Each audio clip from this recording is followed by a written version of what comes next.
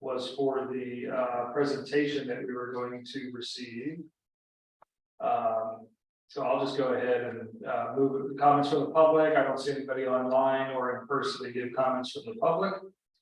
We'll have to table the consent agenda to the next meeting for action. That will take us right to the new business, which is the majority of our presentation. Oh, are we supposed to pick up handouts for this? And that is from, am I saying it right? Neeson Consulting. And it's Amy. Amy, are you there?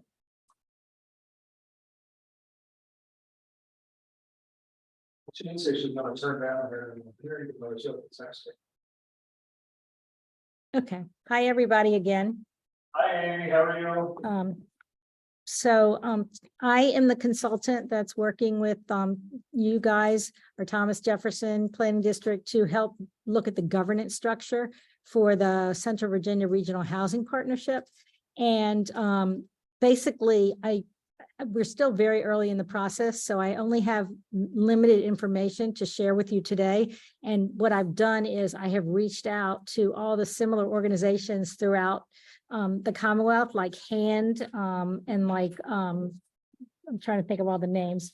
Hold on, let me give you the names. I reached out to Hampton Roads Housing Commission. I reached out to HAND. I reached out to Navajo. I've reached out to Blue Ridge. And I'm trying to get a copy of their bylaws, a copy of their member structure, a copy of their number of members, member cost, their budget, their revenue pie chart. And so that I should be able to do a chart for you guys, hopefully as soon as all this information comes in.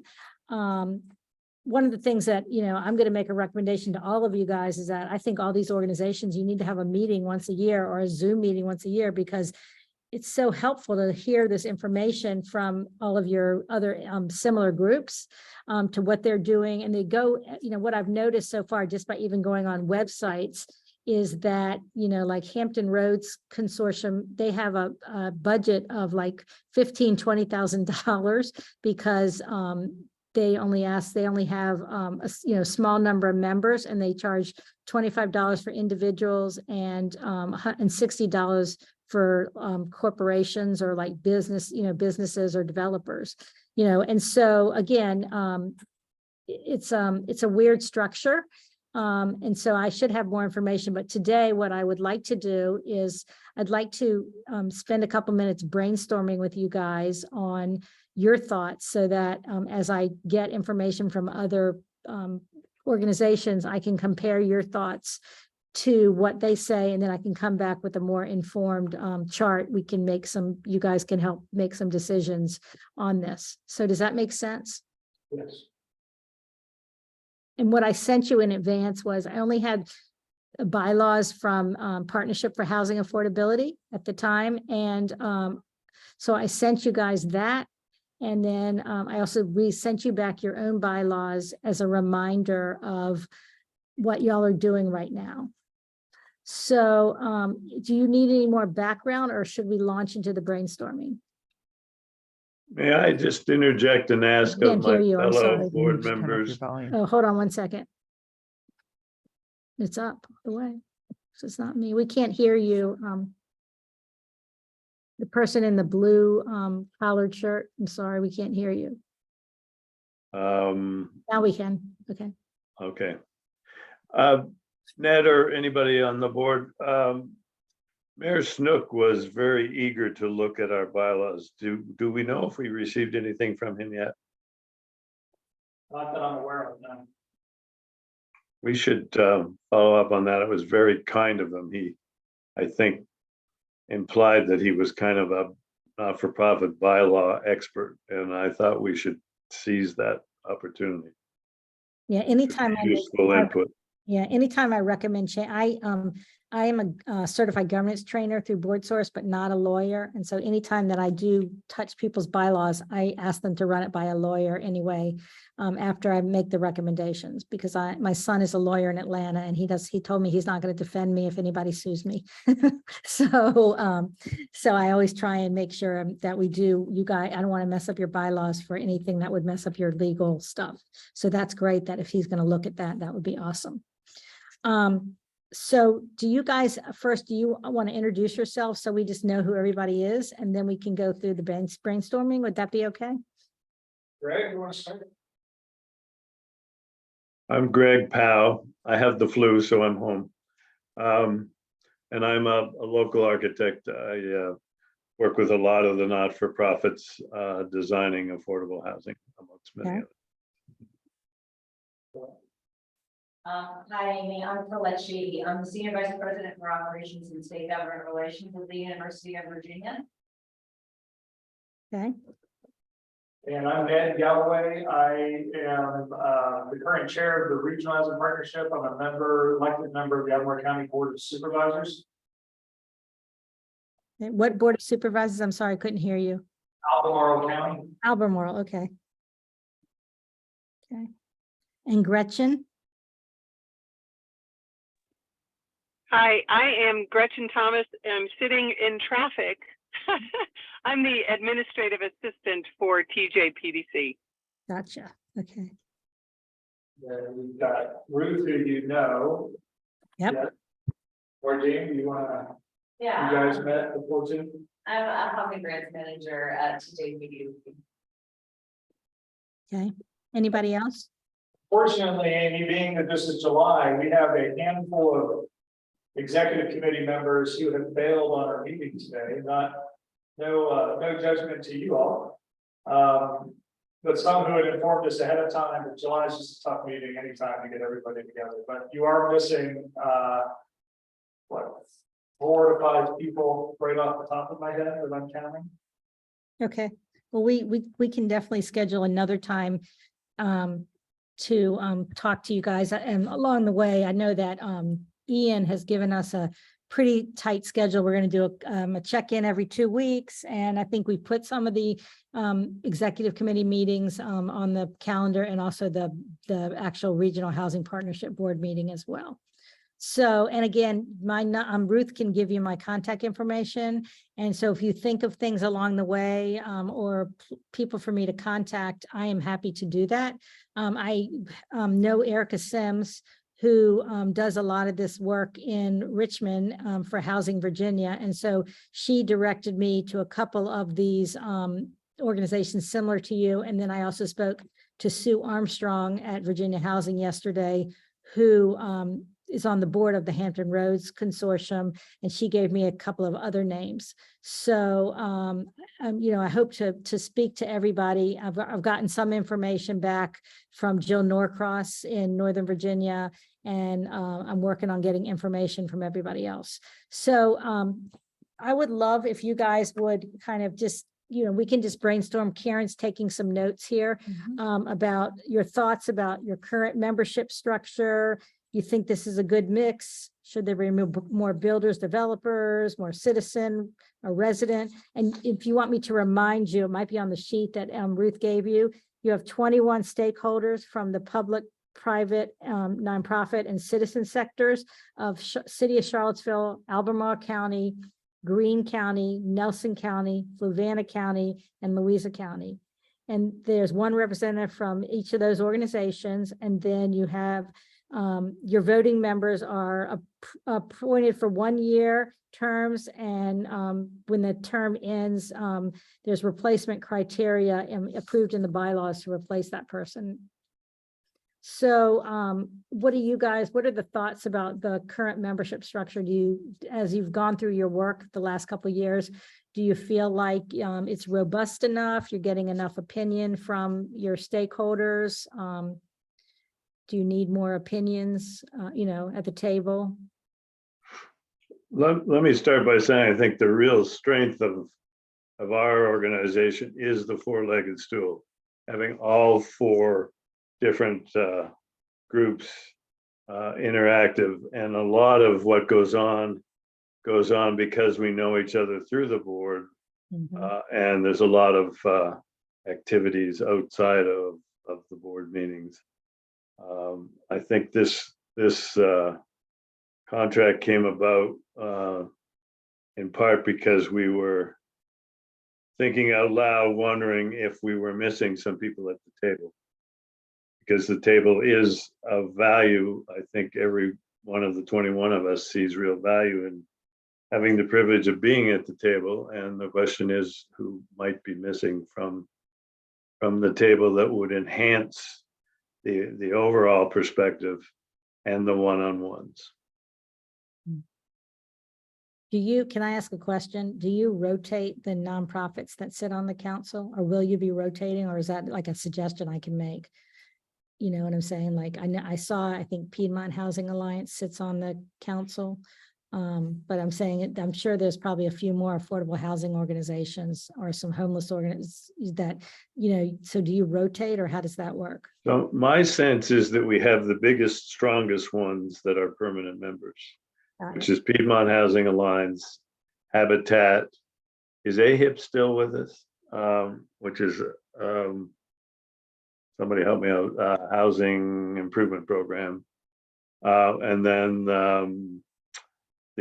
the homeless organization, which just changed its name to Blue Ridge. So we have, I think, the most active that actually produce housing.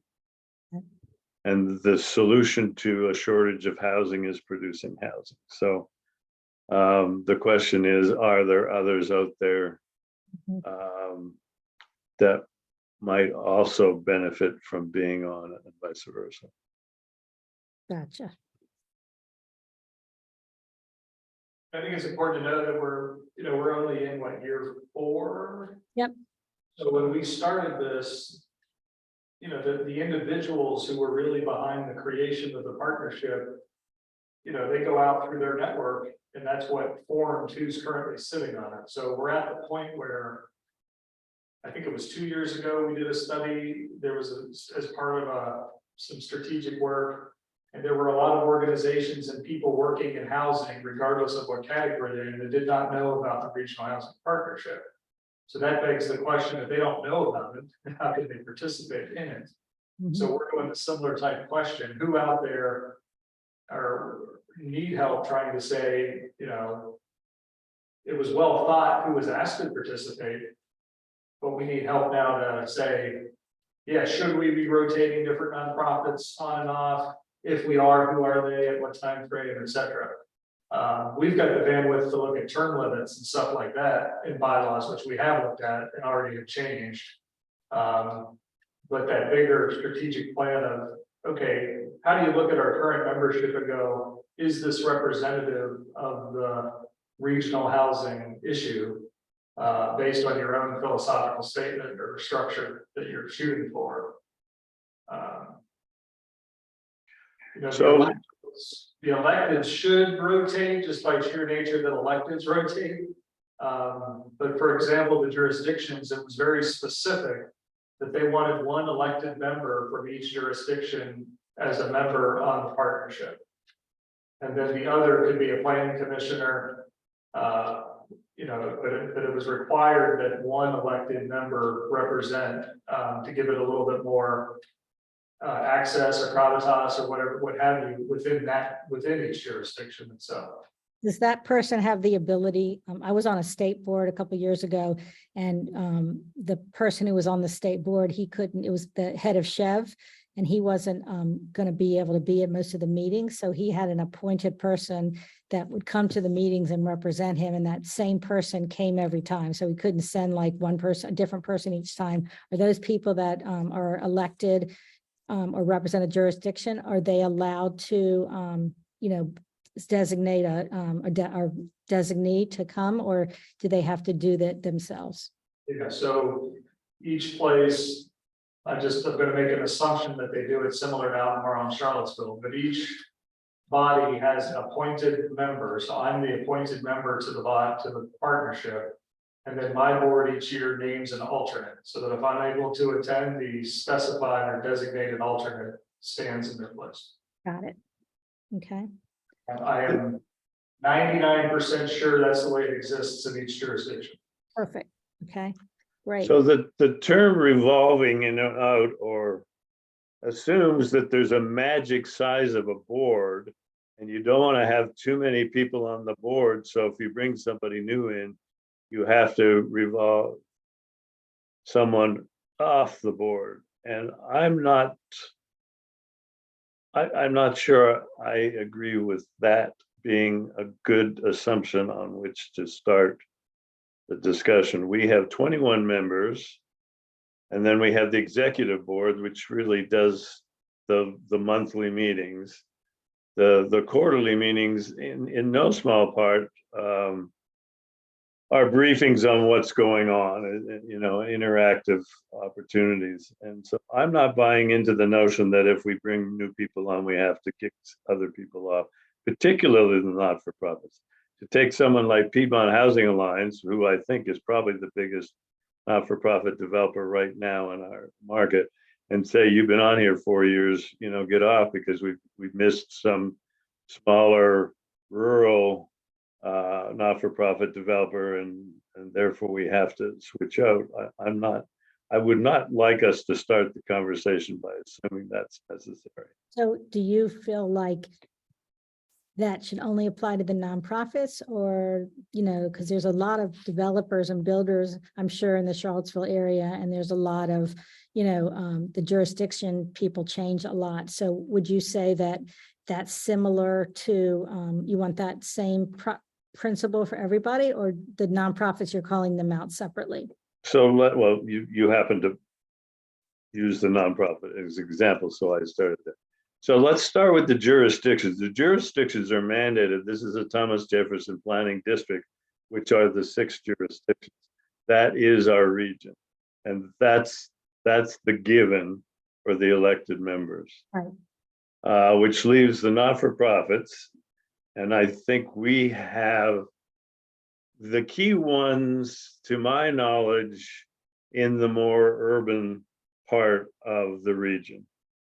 But I don't pretend to reach out, and unfortunately, we don't have our rural rep on this call.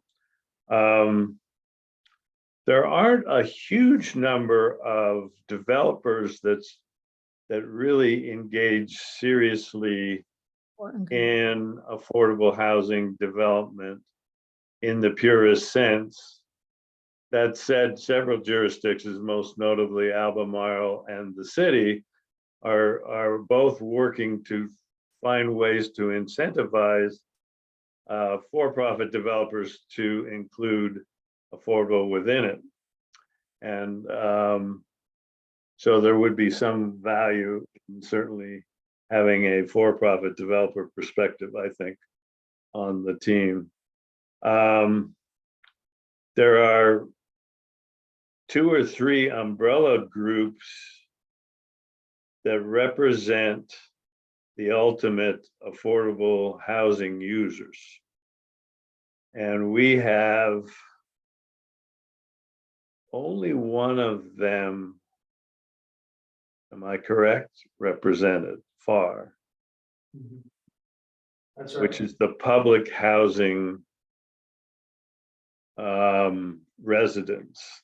And that public housing is only one one segment of the total affordable housing market, so to speak. So there are other organizations that represent residents of affordable or people that look that speak for residents. I'm unclear, and I'm not that familiar with some of them, as to whether, in fact, they're self-designated voices. There's 2 groups, I think, in particular that are a collection of other groups that are activists in the affordable housing marketplace. So all well-meaning, focused on this, and the fact that we only have one of them represented is an area that I don't have the right expertise. Several people on the board do, but my sense is that there's room for at least one other group. Now, a number of our members are members of some of these umbrella organizations as well. So maybe, I mean, and they would be people we should talk to within our own board as to what those other organizations might be. But my sense is there's probably other voices that would be useful for the actual residents themselves. What about your advisory committee? Are any of them on that committee? Do we actively use them at all, the advisory? It was an impressive list that I read for the first time in 4 years and said, oh, that's interesting. I mean, I headed a couple of those organizations when we formed this group, and I know why they're on there. It's because I said, yeah, we should be on there. But I'm not sure that we take much advantage of the advisory group so much as we reach out through the four legs of our board stool when we need input. So correct me if I'm wrong, but I'm not sure we effectively have a formal advisory group procedure that takes advantage of that. And if we do, I'm not aware of it. And maybe that's one of the vehicles that we might consider. Instead of adding board members, maybe we get a more active advisory board that somehow has a representative that interfaces with it. But Some of the organizations that I've worked with, the advisory board meets once a year or twice a year, and they get an update on the organization and then a chance to, brainstorm about some idea or whatever. So there may be a role, a more important role for the advisory board to play. I guess the other question I have is, so I'm going to ask, I lost my train of thought. I forgot what I was going to say. I'll have to come back to my thought because I can't remember it now. Sorry, senior moment. anybody else want to weigh in on the advisory board? Have I missed something? No, I had the same question you had, Greg, when I looked again at the bylaws, having not really read them recently. And I said, oh, that's an interesting group. I don't ever remember accessing them or talking to them, or I don't know if we ever have done that. So I'm with you. We've talked about effective ways to outreach, going out through that organized group a couple of times a year with what we're up to, or with issues that we would like feedback in, might be a useful tool. But I don't think we've used it. Do they attend your summit? Members of, but not formally. Okay. Like there isn't a ULI representative at the summit. There are people that belong to the ULI that show up for the summit, but they're generally also involved in other groups. So I remember my question now. How did you come up with 21 as your number? I mean, Board Source typically says, and Board Source is an organization out of DC that does a lot of governance work and brings experts around the country to the table to talk about it. And they talk about the average size of board should be, 12 to 16, but you can have more than that or less than that, depending on, if you have like less than 12, then if you have active committees, your board members have to serve on, probably more than one committee. But if you have too big a board, it's hard to corral everybody. Like, what is your normal attendance at meetings, whether it's executive or regular board meetings? The executive committee is much smaller. I mean, it's a public meeting, so people can attend, but the executive committee was set up to do the work, so it wouldn't be as bulky as the full partnership, and that it's quarterly. I don't think there was the magic number of 21. Again, you're talking one or two people who got this up and running. As soon as you have 2 appointments from 6 jurisdictions, you're already at 12. Right. So when they started representing the other areas that they wanted represented, I don't think they were going, oh, we got to get to 21. They just landed on, here's the group. Let's see how this goes. We just got to the point now where we're questioning these type of things, where, you know, like the questions that come up when you read the bylaws, it's like, well, okay, we set bylaws up, but it was a boilerplate bylaw template. Now we've lived for 4 years, are we living up to the bylaws, or the bylaws need to be changed? So that's why we're looking at all of that stuff. Gotcha. I think that's accurate. There were 6 elected members. We wanted the 4 groups represented. The original number was 20, and we didn't have public health, which we added. That's the 21st. Got it.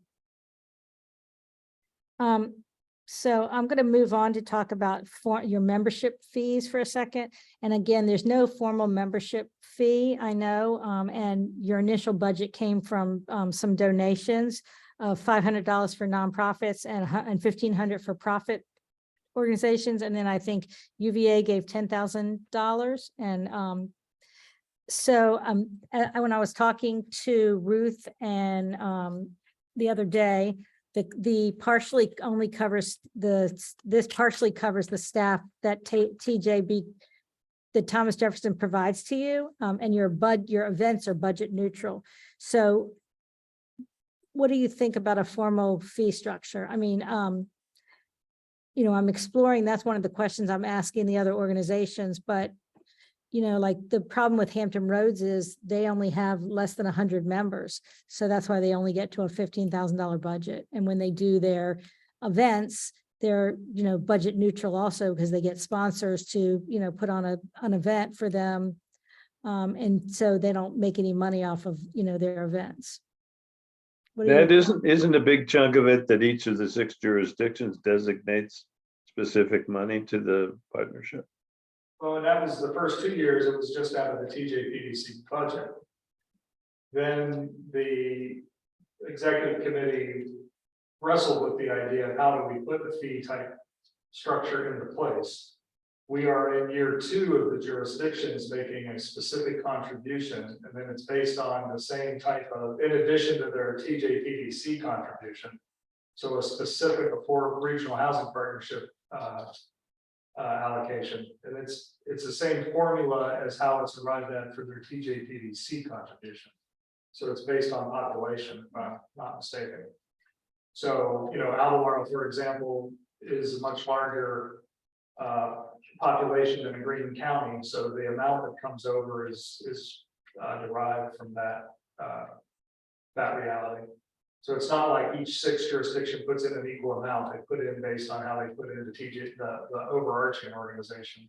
Is that is that a non-negotiable going forward, or is that something that based on what everybody else is doing, you're open to other suggestions? All negotiable. I mean, there could be localities that decide to stop giving to the TJPDC at any given time. So, you know, it still has to go through a budget cycle, and individual boards have to agree. You know, it seems right now that the political support is there, and it's not, and even in the scheme of the counties with the smaller budgets, the contribution is not significantly large. We're talking in the $5,000–6,000 range, I think, is on the low end. The $500 to $1,500, trying to look at, with other organizations involved, the idea of having skin in the game, right? And then what's reasonable to request or reasonable to ask, to try to give the partnership some bandwidth to afford to do the things we're attempting to do. So the partnership, I think the partnership question, though, is more about having the right players involved and not about throwing fees. Okay. That's my opinion. So the membership fees are more tied to the board structure. If it's indicative, all groups whined about how much they had to pay, so we probably got it about right. Okay.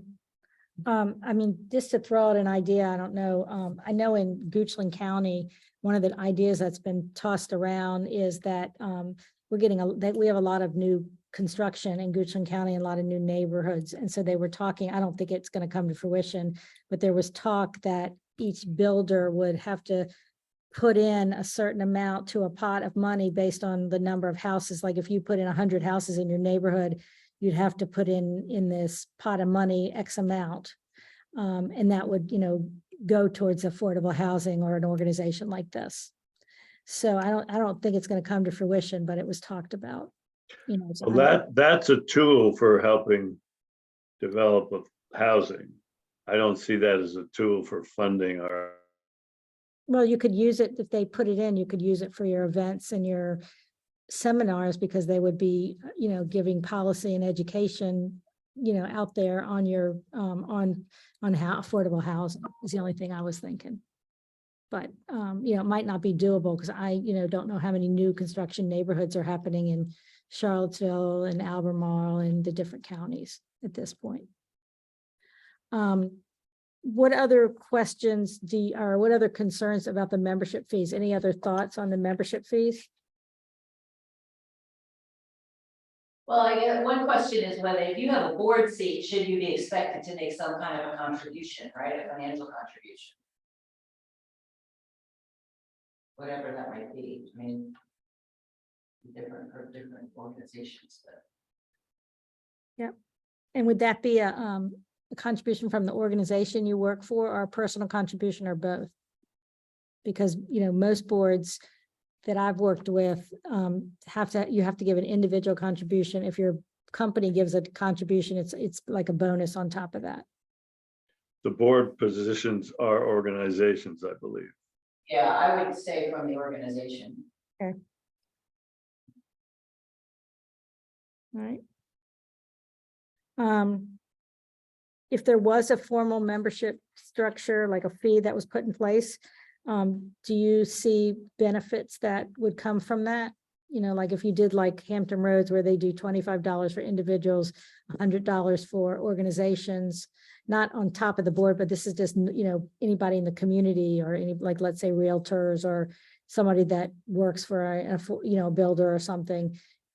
That may be something to adopt at some point. I don't know how much revenue it would give you, but do you think that would be, of benefit to people, that, you would start to have a tiered structure, and that would be tied to, different events and different networking that they could come to? And I think we'd be open-minded to it, but we're not doing enough right now to probably merit that. We do our annual coming home and coming back home. I always want to say conference, but it's not really a conference. That's a good word. We have done some lunch networking sessions in the past on specific topics. Some of those went online when the pandemic was there, but really the organization is more focused on being a resource to the different parties trying to attack affordable housing than a place to put on events. When we do put on events, we like to network. Networking is a We've big tried part to of it. get sponsorships too for this. It covers that. Yeah, we have. To cover the cost, yeah. So, you want the folks, we want to know that do we have the substantive folks around the table working in the space? The interest in growing the revenue for the budget is because I think we're going to outgrow the budget. We're outgrowing the budget we're in to be able to provide the services that we think we may or could be called on to provide. So for example, Albemarle County just had a partnership do a work session around developer incentives a few weeks ago. It's the first time we've done that. But if other jurisdictions come forward and say, hey, we'd like the partnership to brainstorm out, this new housing policy that we're thinking about voting on. Well, all right, well, that's going to cost money to staff up and put out there. So if we don't have the resources for that, then we can't do that. When we went and did a presentation to the Charlottesville City Council, one of the council members I remember said, "Do you have economists that you can do this data crunching and research for?" Well, no, we can't afford to pay consultants and economists to do that. So, Keith, who was the driving force in organizing this, we rely on his expertise and the others in the developer world and the nonprofit world to do the data crunching. So there are things that I think we could be called on to do, that a fee structure helps us get the budget to provide the staffing for those type of things. But we're not we're not quite there yet. What was the attendance for the event that you put on in Charlottesville, The summit or the meeting a few weeks ago, meeting a few weeks ago? we had 20 people around the table. There was another, I'd say 10 to 20 around, but it was because it was a public meeting. But participating in the work session, discussion was 21. And then, yeah, there's probably 20 people around the table between staff and. Did you feel like there were people missing at the table that could have added more to the conversation, or do you think that you got the best group around the table? I feel like I missed anything. It was pretty clear. I mean, Colette can weigh in. She was at the table. But no, I didn't. That was pretty good representation. But it was a very specific topic, right? So some of the folks around the table were kind of, we set it up that way. They were, all right, I'm interested, but I don't necessarily need to be up there talking about it. The folks at the table were more topic specific experts, if you would. Makes sense. And that 20 was limited intentionally to that smaller group. Got it. How many people came to your summit this year? Sell out at 200. 200. Is that you've done a couple other summits, right? So is that consistent with the attendance at other summits, or less, more? I know that people are getting out more now that COVID is sort of over. So I'm sure your attendance has gone up a little bit because of that, but. We did one pre-COVID, one post-COVID, and I think we capped it at about 200 for each because of the facilities. Gotcha. Is that right, Gretchen? Yes. Okay. Yeah, that's correct. What other thoughts do you have that would help me as I do my research? Questions that you think I should be exploring that, might be valuable?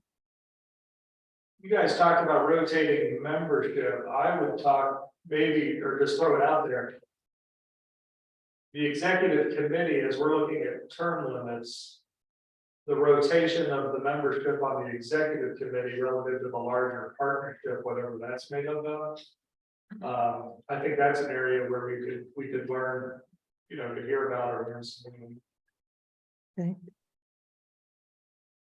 Just so you know what questions I've been asking the other groups, so you have a good sense, is a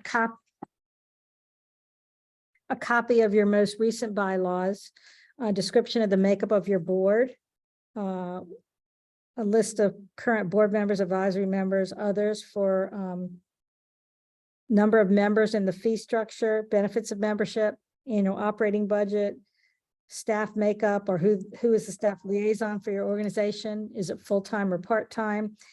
Similar organizations that might be helpful for me to contact. And also I've asked what their revenue pie chart looks like. So, is it 20% corporations? Is it, 10% sponsorships? Is it, 50% individuals? So we can kind of gauge, where the money's actually coming from to these organizations, because the biggest budget I've seen so far is the one in Northern Virginia, which kind of makes sense.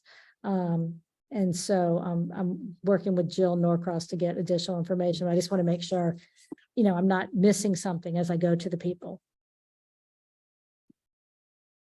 Greg, Colette, any other? I guess I'd throw out how other organizations are doing. So when we talk about, like Greg said, the 4-leg stool or 4 pillars, we've got good representation from electives, nonprofits, and for-profits.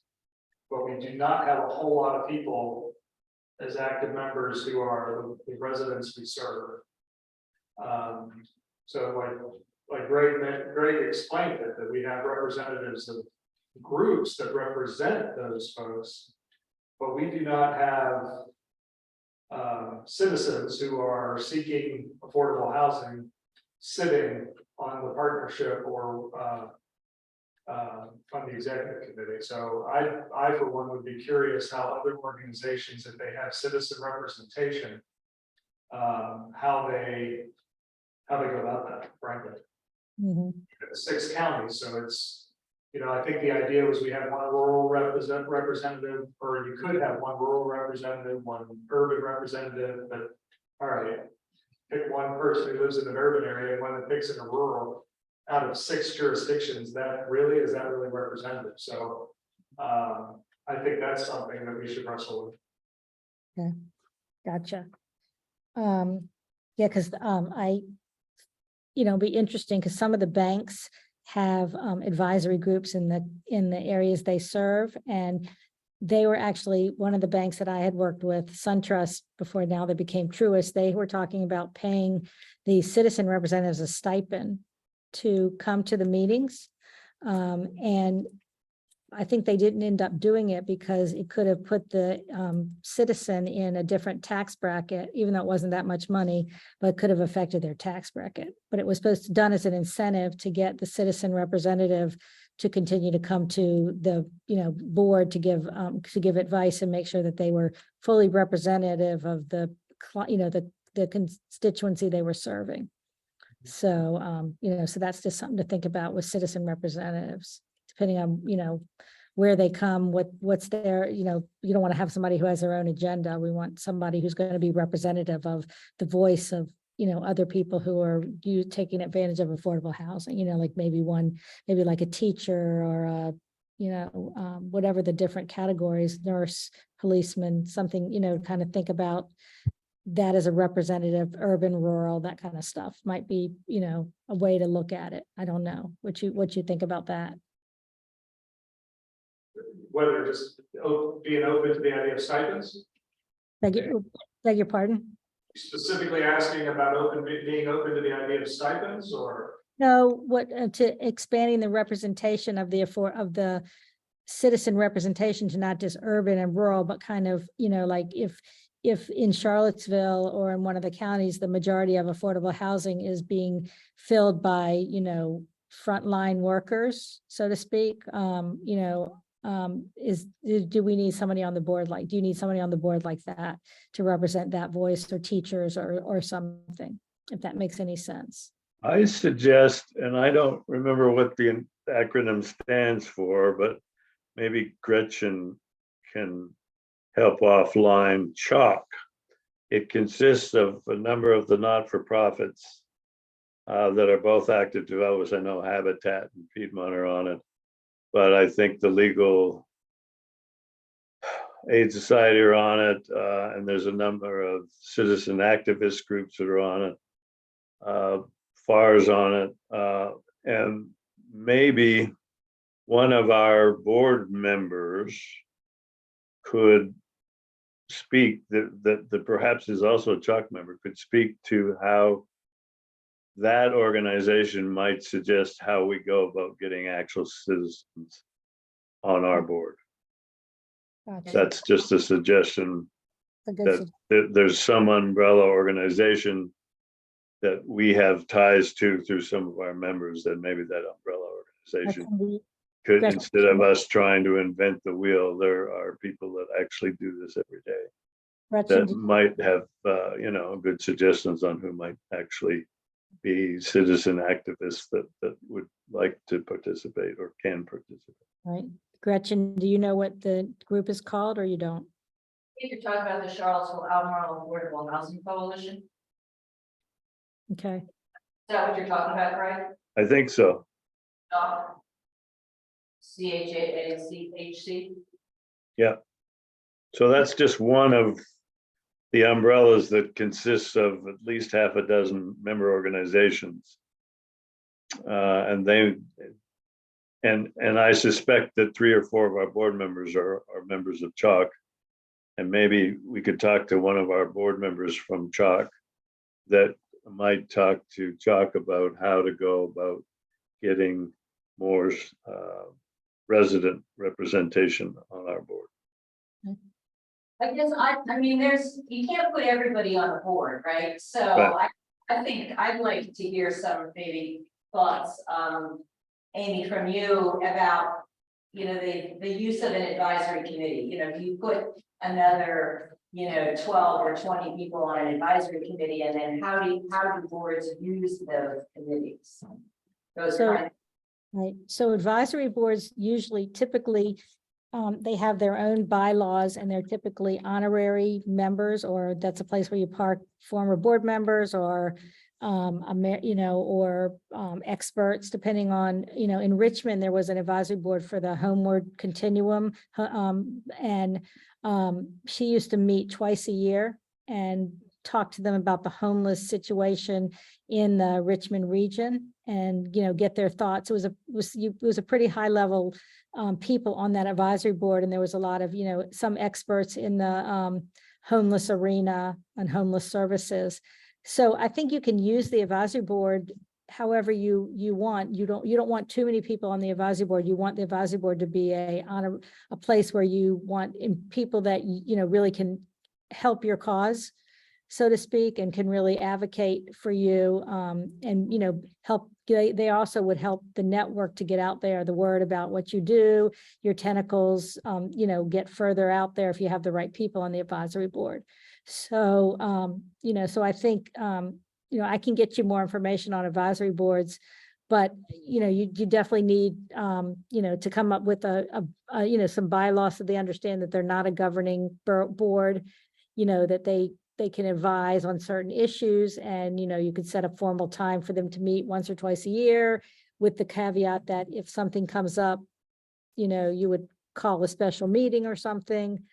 Some people also have liaisons from the board, so there would be a liaison from the regional housing partnership that would be specifically designated to, also attend the advisory board meetings. There's so many ways to do it.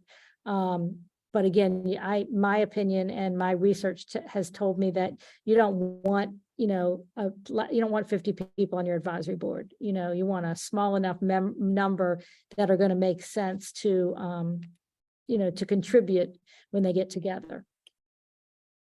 I'm very intrigued by us having an advisory board, and the fact that we list one and we've never used it, I think is something we should give some consideration to as an outreach. Input and output, in and out. Okay.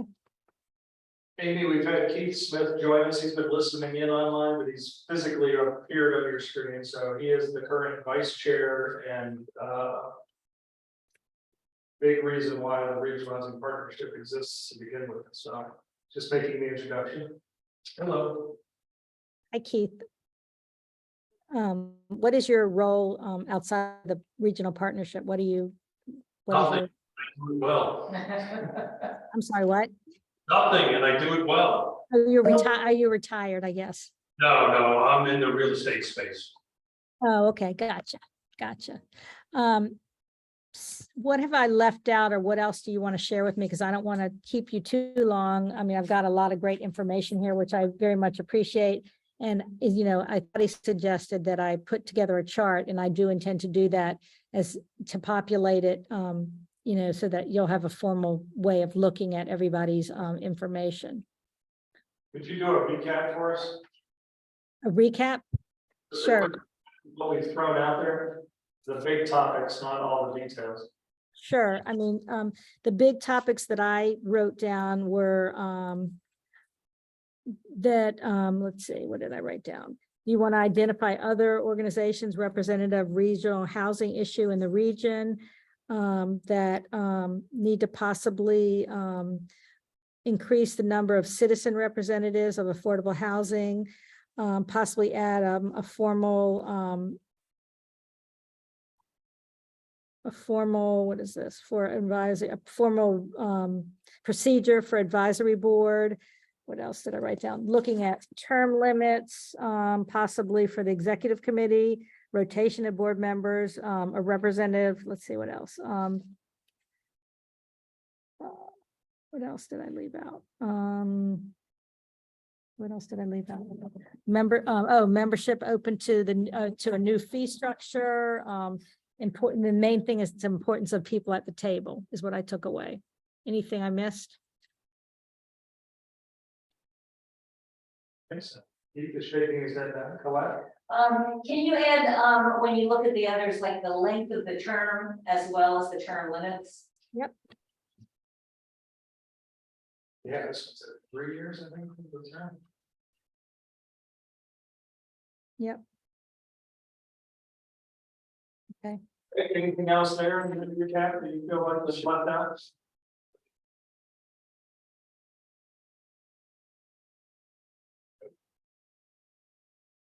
Okay, and again, if you think of similar organizations or organizations that you think would be beneficial for me to contact, I've got a handful of similar regional housing partnership organizations, but I'm happy to contact others, or if you think it's beneficial to do that. I've been working with Ruth and her staff to get the right names and all that.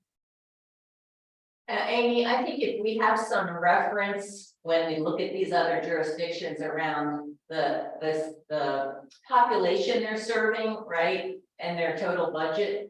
Yep. I They think, have the budget of the operating budget of the organization. I yeah, think that's population or demographics of what they're serving.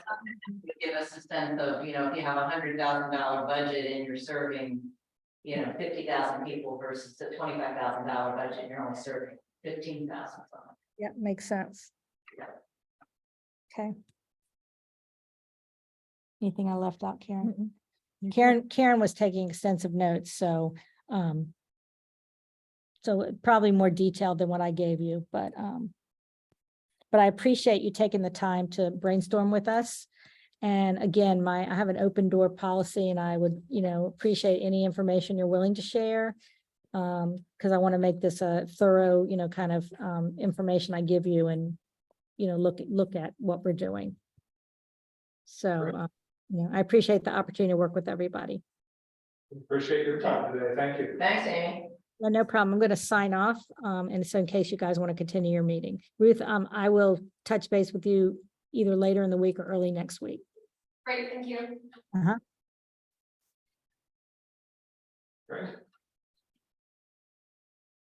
And we are at 3:23.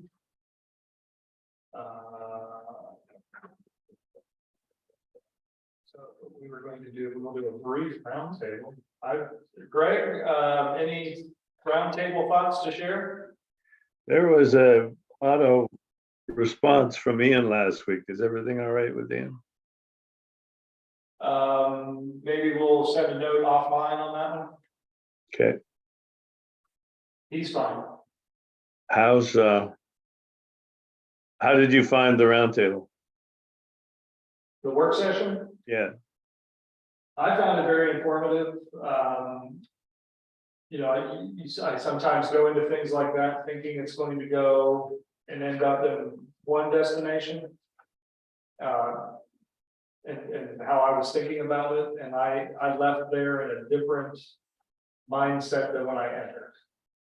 So there's a lot of debriefing to do, and there's a lot of information to go through, and I had to do some follow-up work on what I heard that day. But me personally, I left with a different look on this than I had walking through the door that day, which I was very appreciative of everybody and their candor and speaking about. Both on how we have our policy set up, but then also hearing, the realities of what is being encountered, whether it's nonprofit or for-profit. And clearly the rental and the home ownership pieces are a very separate.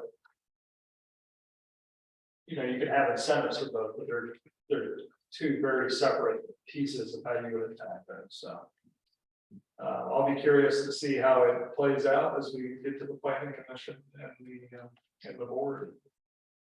After the partnership debriefs. So that's what I was going to share as my roundtable. So I appreciate you asking me the questions. But Colette was there. Colette, what did you, any thoughts? Yeah, I always stayed for the first half, and I thought it was really interesting. I don't know a lot about that space, but I do think it was interesting to learn the issues that developers run into. And I'm sure it's not just without either. And they weren't there to check a box. They were there. And Yeah. be able to prepare. Yeah. So that when you got people up on their elbows and leaned in, that's That's different, to have people with the finance space and the development space. So I just hope that the county will, that those individuals who took the time to be there and to, share their thoughts. They will actually see something of what they shared come out in the end. Hopefully. It's fine, John. We're gonna find out. We'll know the answer to that question by the end of the year. My big takeaway from that was Cole's comment, Cole's suggestion. Um, Public, no, I actually think it's a great idea. Because at the end of the day, the conversation was all about money. Right? We need X amount of dollars per unit to make this happen. And Albemarle County can't do it on its own.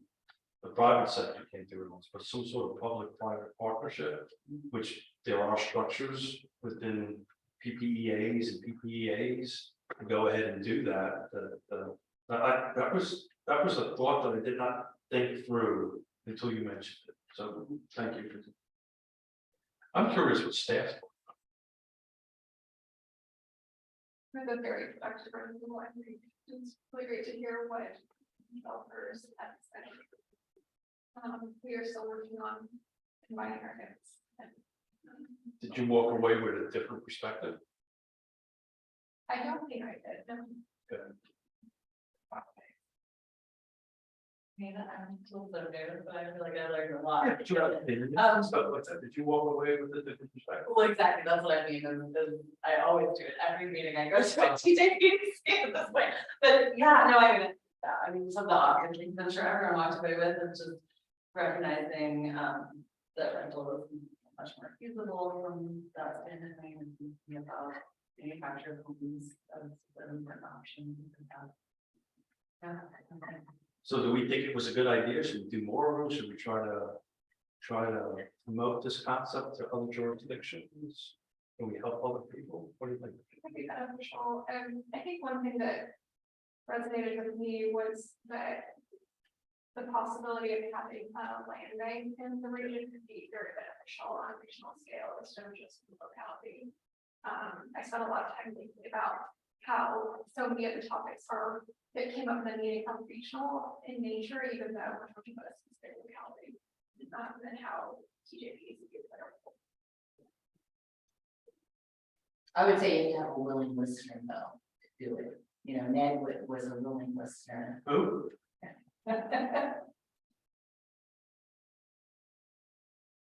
Well, you had Ann there for a while, right? Ann was in the first steps. I don't have anything to add. I've been wondering, so. Well, I appreciate your attendance today. If we can make it a note, if we could potentially summarize this for some of the folks that were not in attendance to get some input in. To gather that and get that data, I think that would be a good idea. But with that, folks, I appreciate it. It's 3:29. We will adjourn a full minute early. And that's this was longer than I thought this is about. Thank you for the brainstorm, Greg. Thank you. Pull that. Good to see you, Greg. And hopefully we'll see you in person next time. My goal.